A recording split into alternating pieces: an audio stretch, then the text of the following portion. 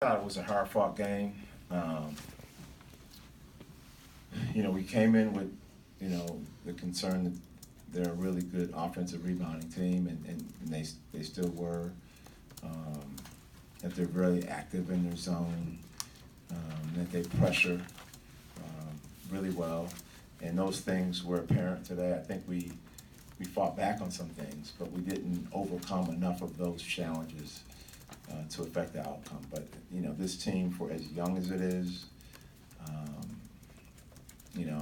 is obviously very well coached, and it was a challenge we weren't able to overcome.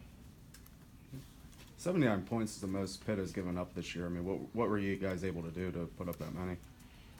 Well, again, I think against the zone, we were able to move the ball and get it into some areas that allowed us to find open people. And so, a lot of times we look at who got the assist, but I think especially this afternoon, it was an issue of us getting, who got the ball to the guy who got the assist. And they're so active in the zone that it's hard for that to occur. And today I thought we were pretty good at that, and we have really struggled against zone early, but I think we've gotten a little bit better. What do you think has been responsible for that change? Doing better against zone defenses. You know what? Early in the year, unless you're a team that plays a lot of zone, it usually is harder to play against zone, and the reason for that is because you're working on your man-to-man defense so much in practice that you're playing against man-to-man defense, and you haven't had enough repetition against the zone to be comfortable in it. And sometimes guys, even when they're open, they're not going to be open long against a good zone, so you got to anticipate that you're about to be open, so you're shot ready when you catch it. And so we've seen it now enough, and it's interesting because if you're really good at the zone early, then you might not see it as much. We've been so bad. So what helped us today, that we were so bad against zone early on that people started playing it more. And the more they played it, the more reps we got at it. And so we were able to execute a little bit better. For Majesty, it's, I think, 64 points in 3 games. What's been clicking for him so well? I think for him, again, see, we're pretty new also. And he's starting to get a little bit more comfortable, not only with what we're asking him to do, but I think with his teammates and his teammates becoming more comfortable with what he's good at. And that, he can anticipate when his shot is going to be open. They can anticipate where he is on the floor. And I think that's really helped his rhythm offensively. I think he's got a ways to go defensively, and I think he can be even better defensively. But it's he's kind of growing, and hopefully he'll keep going. Coach, you mentioned Pitt being a good offensive rebounding team. You guys actually beat them in the offensive rebounding battle, 17-13. What was working so well for you guys there? Was it just desire, or was it something you noticed with Pitt schematically? Well, the first part of it is desire.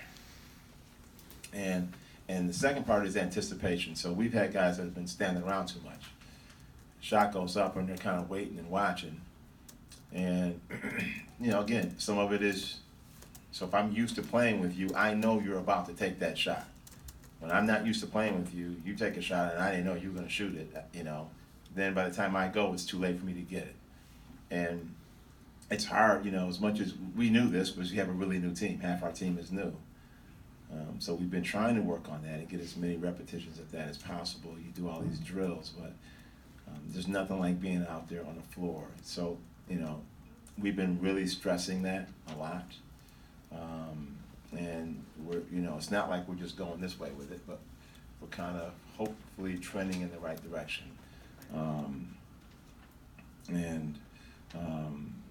Hopefully we can be more consistent at it. Coach, how well do you know Coach Capel and your thoughts about him rebuilding the program here at Pitt? Well, I know Coach Capel very well. We work together, and thank you for that question. We worked together. I was his assistant coach for the USA basketball team under 18 with Paul Hewitt. We had a great team. Our point guard was Kyrie Irving. But what was a great challenge, we ended up winning the gold medal. And Kyrie had not been to college yet, and the team we beat in the gold medal game had 3 pros on there.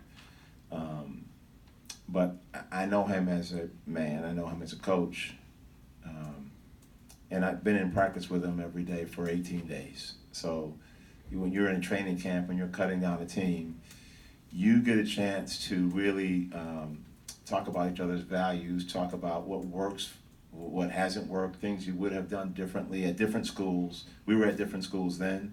We talked about, the things that led up to being to those schools. We spent a lot of time. We ate every meal together for 18 straight days.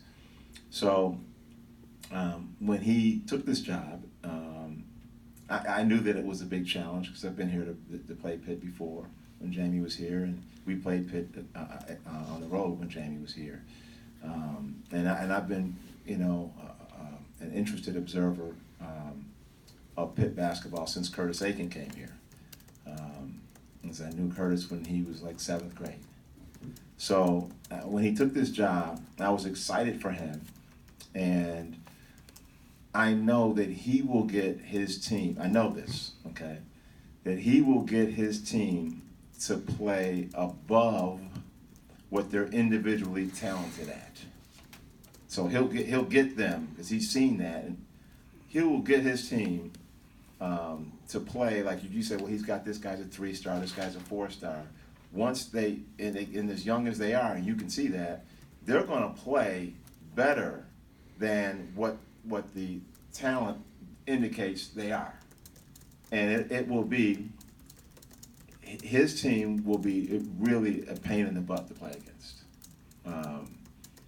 for more established programs. So I would say this, when you watch Pitt play in the ACC, and obviously the ACC is the gold standard of college basketball, you will see really talented teams. Coaches, staffs will come in here, they'll have bags under their eyes. It will not be a pleasant experience, even after, if should your opponent, should Pitt's opponent win, they still won't be able to enjoy it.